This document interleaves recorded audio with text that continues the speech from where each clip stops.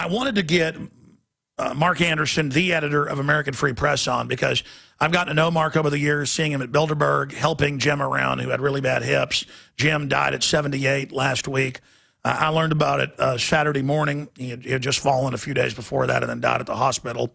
And people said, well, it must be a conspiracy. No, I've had a lot of family that, falls, you've had it, and then they have a concussion, and the family says there's no foul play. You fall down, you're 78, you go to the hospital, and if the complications don't kill you, the hospital will.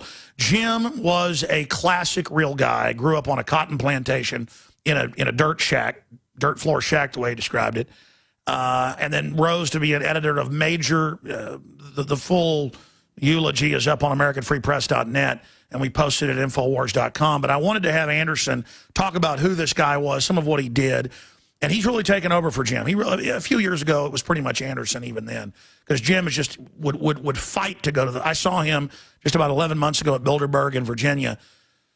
They're in Chantilly, and I saw him get out of the car on the side of the curb and just grind his teeth in pain with his hips.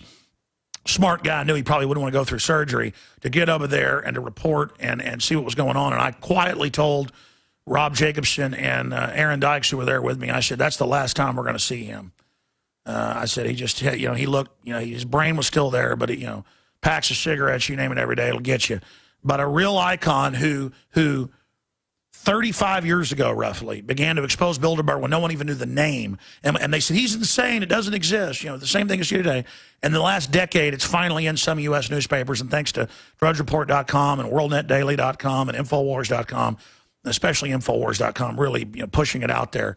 We now know, and American Free Press pushing it out there, but Drudge and others magnifying it, we now know about the global cabal. And last week, the Rolling Stone came out and said, 14-page article, there is a global banking corporate elite that's taken over.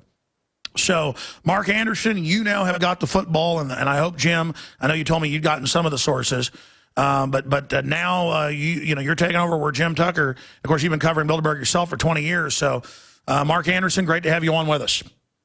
Thanks a lot, Alex. Great to be here. Hope all is well. Yeah, it's some big shoes to fill. The basic facts are that I helped Jim with Bilderberg in 2010, Spain, 2011, Switzerland, and that's where I met your crew. And then 2012 in Chantilly, Virginia. I helped him 3 years in a row. I was aware of Bilderberg before that, of course, and wrote some minor pieces here and there prior to those years. But I mentored with Jim these last 3 years. It was a somewhat rough year for him this last year, but he still made it out to the side. He still had his intel as best he could.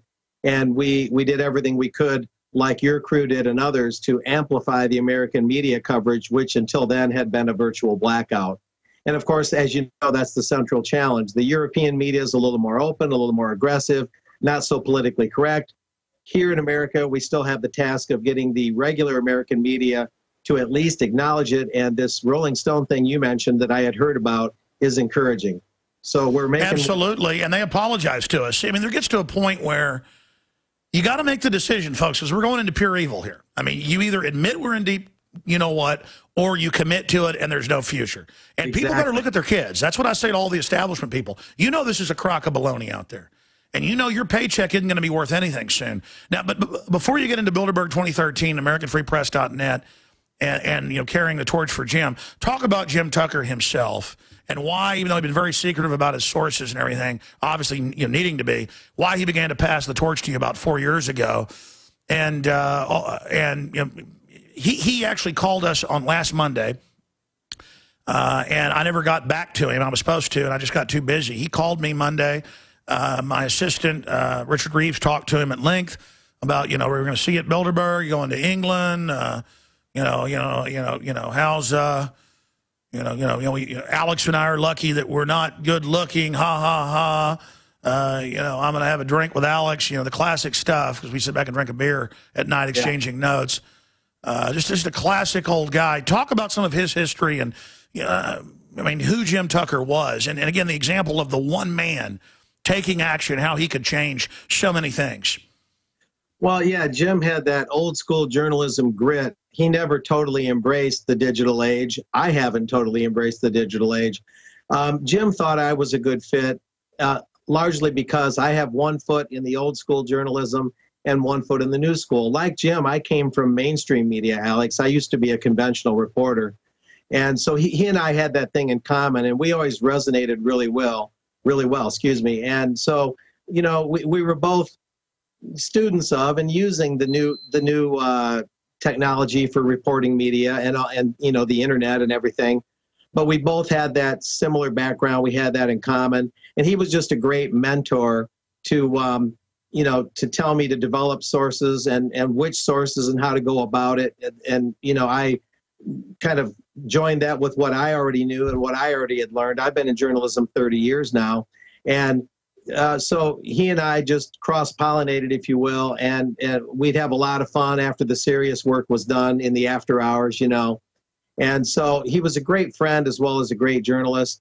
He had been a sports writer. I had dabbled in sports writing. You know, he'd also then later been a major news editor of major East Coast newspapers. Talk about in the mid-'70s when he first began to investigate Bilderberg. I mean, for people that now know about Bilderberg, again, thanks to you guys and Drudge the last 5 years or so, you know, linking it right up there. The media really hated that during news blackouts. I mean, how big a deal it is to admit it. I liken it to La Cosa Nostra in the early 50s. I talk about this constantly. People can pull up the clip online. Hoover got before Congress and said there's no such thing as organized crime. Now, you laugh at that today, but people believed him then. You know, there's no such thing as organized crime. And this is the real organized crime. So they don't want this to be known. And this is a big deal what he did. Yeah, this is the manicured mafia, I like to call it, the pampered plutocrats. These are the upper crust mafia. You know, they don't get their hands real dirty. They pay for that stuff. And they're a global planning commission. And the existence of Bilderberg is literally what converted Jim from a conventional reporter into the alternative media reporter with the spotlight, which preceded the American Free Press. So Bilderberg is the very thing that got Jim out of the sports newsroom, out of the conventional media mold into the alternative media mold. That very group was Jim's pivotal influence. It's very interesting. Let's talk a little bit more about Jim before we get into the meeting that's coming up in about a month, reportedly outside London. And, of course, obviously, you're probably going to be there. I'll ask you about that. Some personal stories about Jim. And people want to know, I mean, do you know more of the, because I could call his home number, I could call his cell. Out of respect, I haven't tried to get details from the family. But what do we know about the fall? What do we know about how he went, his last words? Do we know any of that?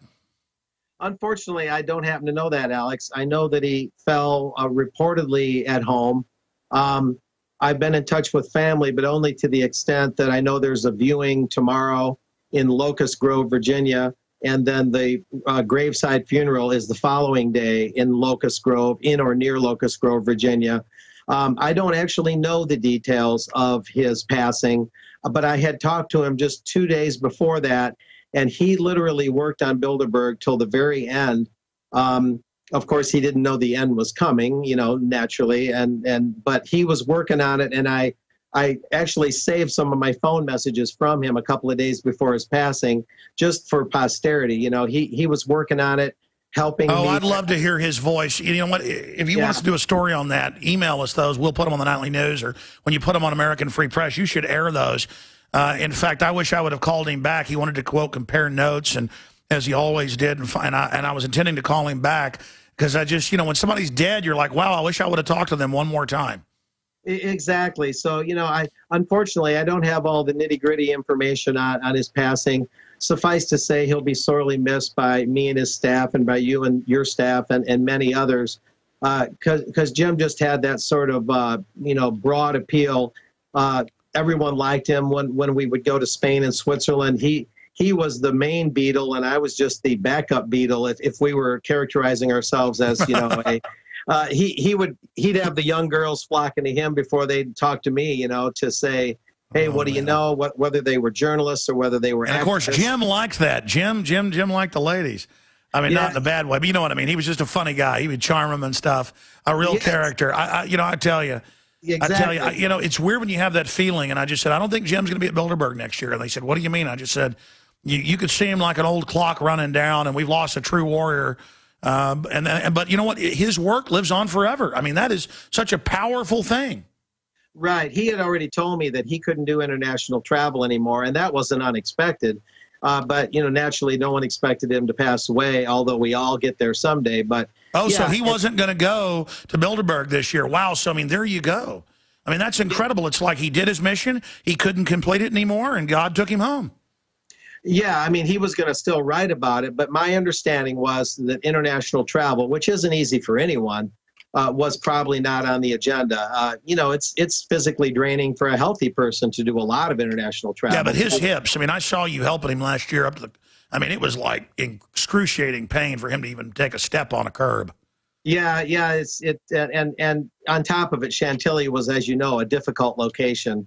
That long curb, the way the place was engulfed in a thicket of trees, it was difficult to drop people off. Difficult. And 100 degrees, they tried to do everything they could to stop the First Amendment. Yeah, you had to park 200 yards away from the site.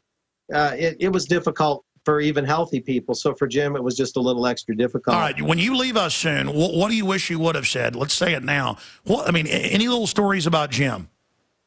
Well, I mean, I wish I would have thanked him more for mentoring me in a way, but I'm thanking him now, and I'll carry it on forward. Everything I write will in some way, shape, or form be inspired by him, having been mentored by him. You know, I wish I would just thank him for you know, understandingly and so patiently working with me to get me to understand what this is all about. Absolutely. Mark Anderson, stay there. ProPure is introducing Pro One. All of your filtration in one system, portable, on the go. This is the Pro One by ProPure. You wanted it, you got it. No more do you have 2 or 3 filters to just reduce sodium fluoride. You have a system that cuts out the sodium fluoride and up to 95% of hydrofluorosilicic acid. Advanced manufacturing technology combines silver-impregnated white ceramic with new Aquamedics advanced media for removal of fluoride and other heavy metals, all in one filter element. It cuts out the acid derivative of fluoride. It is the only one that does it, and out of the gates, we have it discounted at 10% off with promo code WATER. This is the only system that in one unit helps reduce or remove pesticides, herbicides, chloramines, ammonia, and chlorine, hydrofluorosilicic acid, the most common form of fluoride not covered by other fluoride filter brands, and sodium hexafluorosilicate. This is a revolution against the tyrants. They love putting the toxic acid base of fluoride into your water. They love the fact that it's an adjuvant supercharging the trace Prozac in the water and the hormones and the other chemicals. By cutting out fluoride, you cut out the turbocharger in all the poison being artificially introduced into your body. This is what I use. It's a win-win. You get a high-quality product at the lowest price. You support the InfoWar. Get your ProPure with the new Pro One filter today at InfoWarsStore.com or by calling 888-253-3139. Mark, continuing, anything else you'd like to add about Jim Tucker? Anything? Because, I mean, that's who I admire is people that trailblaze for good. And you can attack them and say they're not perfect or this or that, whatever. The point is, trailblazers that really enlighten people and underdogs that you can make a movie about Jim going up against the system for 20-something years with him saying it doesn't exist. This man's insane. Being shot at in Portugal, that was in their news. Making fun of him in our news, being, you know, arrested, beat up. But he was that old school type that would just play it down, you know, like World War II guys would be shot and have their shoulder blown off. They'd be like, it's no big deal. You know, classic type guy. And to expose there's a shadowy group meeting with our government to rip us off. I mean, this is important. This is big. This is world changing. Jim Tucker, again, Mark Anderson of AmericanFreePress.net. Obviously, you're going to be covering it this year. We've confirmed it is in England. You've confirmed that. Yeah, the Grove Hotel. Yeah, the former home of the Earls of Clarendon. It's a sufficiently stately and snobby place for these pampered plutocrats. That's for sure. It fits the mold. It fits the image perfectly well. Anything else you want to add about Jim? I mean, you've got the floor. What do you think's most important? Well, I liked Jim's candor. I loved his humor, you know, his wit. He'd always call them the Bilderberg boys. He would say, this is plain evil happening. He never minced words. He took over where Westbrook Pegler, the old-time columnist, left off. Who, of course, he was the initial finder of Bilderberg way back. And Pegler didn't even know their name. And oh, by the way, he wanted to outlive David Rockefeller. That's a big bummer. Yeah. Yeah, that's true. But Jim's wit and his candor and his grit and his own kind of charm will be sorely missed. It connected what Pegler did in the early days with the more modern times, and Jim is largely responsible for getting the European media to be more open, so their reports on Bilderberg weren't simply criticisms of the protesters and would actually look at the Bilderberg group itself.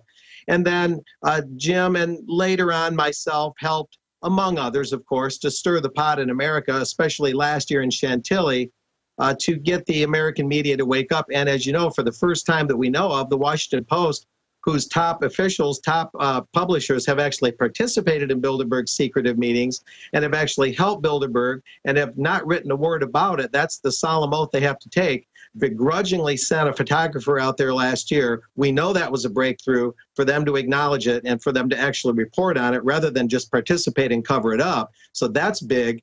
And so Jim, you know, over the years, brought us to this level, and it's up to all of us now. Myself, of course, filling big shoes, but it's up to all of us in our own way to carry this forward and do it because that's what he'd want us to do. That's right. And now we've had WikiLeaks and other stuff come out and confirm, and you've had the Italian government come out and say Bilderberg is helping stage terror attacks. I mean, this is the real top of the pyramid. There are other secretive groups and interlocking directorates, but this is the group that set up the EU. This is the New World Order. And their meetings are illegal under several different acts that Congress has put in place. And people say, well, that's not enforced. It doesn't matter. It's illegal. It should be enforced. And look how far we've come. It's another example of big things having small beginnings. AmericanFreePress.net is going to be covering it. You are going to England, correct, Mark? That is the intent, sir, yes. And by hook or crook, I should be able to get there. Swimming is the only non-option, so we'll make it happen. Well, listen, I'm going to put you on hold. I want to double-check your cell phone number, all your numbers, just so you can report for us over there. I'm sending my crew as well, but we definitely want to have you on AmericanFreePress.net to subscribe. Mark Anderson, thank you so much for coming on and for all your work as well. Everything we said came true. Everything we've done has been right. Going to play this clip here in a moment. Boston Bombers during shootout. We didn't do it. They need to get this out to everybody up at Infowars.com. But Mark Anderson, I have one more question on Jim Tucker. I know in the last 3-4 years he was transferring his sources, his connections, his methods to you.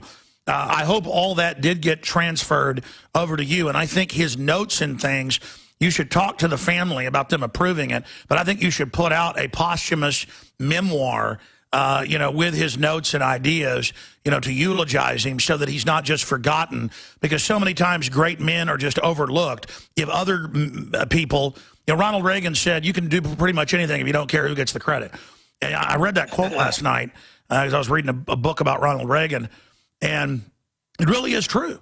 And so I think we need to give Jim credit, and I think it's, but just answer my one question. That's an idea. I tend to have diarrhea of the mouth and ideas, but it's not really diarrhea. It's good ideas. What about the sources? Did you get all those transferred? Largely, I don't think there's going to be any problem there. All of this is so fresh. His passing is so recent, just this past Friday, that I literally have to meet with his family. That hasn't even happened yet. But I don't anticipate any problem with the sources, much if at all. And yeah, there'll be efforts ongoing to do some articles, of course, in this week's American Free Press, and more stuff online, likely at AmericanFreePress.net. And everything we can do in reporting, in updating books and different things to make sure his legacy is not lost. That is a guarantee. And I don't see any problem with the sources either. I just have yet to meet with the family because it's all so fresh. But we should be A-OK in all those areas. All right, Mark, we'll stay in touch with you as we build up towards Bilderberg 2013. Thank you so much. Very good. Thanks, Alex. You bet. Now here's the article. Boston bombers during shootout. We didn't do it. Now, I'm going to play the raw feed off of the local 5 channel news, what WCVB, I believe it is. We're going to play this from the Watertown shooting, and then we're going to go to one where we EQ'd it. Here's the raw clip.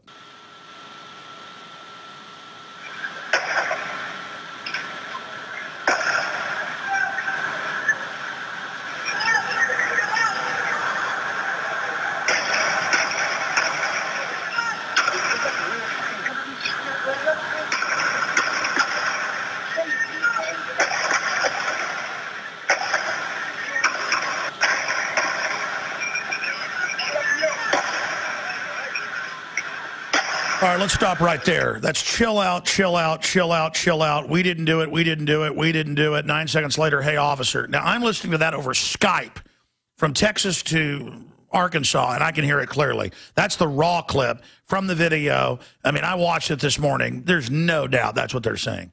I mean, these are patsies being set up. All the pieces say that. Now, let's play the EQ'd piece to clean out some of the background hiss.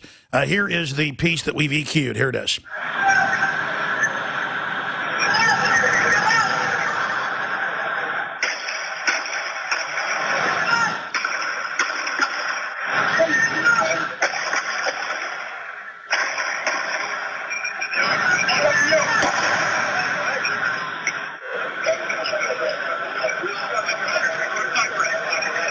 All right. Here's the problem with being able to send cops to kill people. When they burned up Dorner and said, we're going to burn him up, get it, we're going to burn him up, and then they killed him. I'm not saying Dorner's a good guy. They could have burned up your grandma in there. Who knows who even died? It's like burning up John Wilkes Booth so you don't know. And they could, again, they can tell cops now in most big departments, go kill this guy, and they'll go do it.